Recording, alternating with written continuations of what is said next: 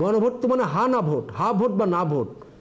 জিয়া রহমান সাহেবের যেটা আমলে যেটা হয়েছিল সেটা হলো জিয়া রহমান সরকার ভালো না খারাপ, হা না না। এখনো পর্যন্ত চূড়ান্ত একটা সিদ্ধান্ত সেটা কিন্তু ঐক্যমত কমিশনের পক্ষ থেকে আসে নাই। আমরা আগেও বলেছি গণভোটটা অপ্রয়োজনীয়। সবাই যদি একমত হয় তাতে গণভোটের প্রয়োজন হয় না। আর আমরা বলেছি, প্রশ্ন তুলেছি, আপনি যদি গণভোট কী নিয়ে গণভোট করবেন? আপনি গণভোট তো মানে হা না ভোট, হা ভোট বা না ভোট। জিয়া রহমান সাহেবের যেটা আমলে যেটা হয়েছিল সেটা হলো জিয়া রহমান সরকার ভালো না খারাপ, হা না না। এরশাদের সময় যেটা হয়েছিল যে ক্ষমতায় যা কাজ করছে এটা ভালো না খারাপ। এখন আপনি কি করবেন? এখন কি বলবেন আপনি?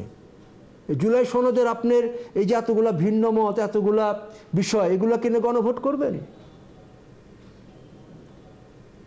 এবং এইসব কারণে আর গণভোট আমাদের সংবিধানের কোথাও গণভোটের কোনো প্রভিশন নাই। ওদের স্বপ্ন পূরণে পাশে থাকতে পেরে আমরা গর্বিত।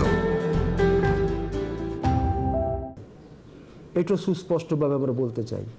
এটা তারা ঠিক করবেন, ঐক্যমত কমিশন তারা কি করে আমরা দেখি। তারা কিভাবে জুলাই সনদ বাস্তবায়ন করবে, কোন পথে তারা যায়, সেটা আমাদের দেখার বিষয়। সেটাই। আপনারা তো জুলাই সনদে স্বাক্ষর করেননি না, আপনাদের যে দাবি দেওয়াগুলো আছে সেগুলো সংযোজন হবে কিনা আমরা এই মুহূর্তে বলতে পারছি না। যদি না হয় তাহলে কি আপনারা স্বাক্ষর দিকে আগাবেন না? আপনাদের যে না, আমাদের যদি এটা না হয় আমরা স্বাক্ষরের দিকে যাব না, খুব পরিষ্কার কথা আমাদের।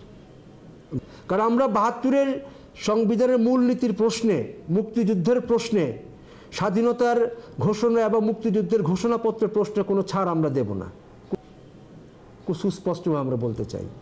কারণ এটা আমাদের আদর্শিক লড়াই। আদর্শিক জায়গা থেকে আমরা কোনোভাবেই শিফট হব না, হতে আমরা পারি না।